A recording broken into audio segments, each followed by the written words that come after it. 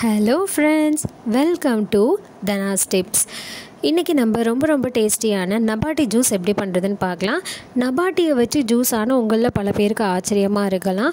ஆமாங்க, இப்போ எங்கள் ஊரில் இருக்கிற ஒரு சில கடைகளில் நபாட்டி ஜூஸ்னே விற்க ஆரம்பிச்சிட்டானுங்க. அந்த நபாட்டி ஜூஸ் எப்படி பண்ணுறதுன்னு பார்க்கலாம். இந்த நபாட்டி ஜூஸ் செய்கிறதுக்கு தேவையான பொருட்கள்: நபாட்டி 2 பேக்கெட். இந்த நபாட்டி எந்த ஃப்ளேவராக இருந்தாலும் பரவாயில்ல. அடுத்து காய்ச்சி ஆற வச்ச பால் 100 மில்லி, ஜீனி 50 கிராம்.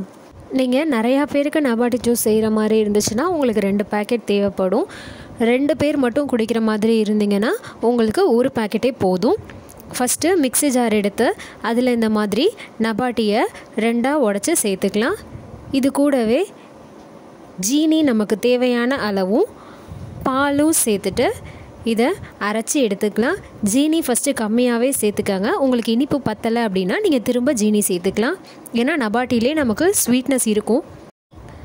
அரைச்சி முடிச்சாச்சு. இதை வேறு ஒரு கப்புக்கு மாற்றிக்கலாம். உங்களுக்கு நபாட்டி ஜூஸ் ரொம்ப கெட்டியாக இருக்கிற மாதிரி நீங்கள் நினச்சிங்கன்னா அந்த இடத்துல நம்ம பால் இன்னும் அதிகமாக சேர்த்துக்கலாம். இதை ஐஸ் க்யூப் போட்டு சர்வ் பண்ணிடலாம்.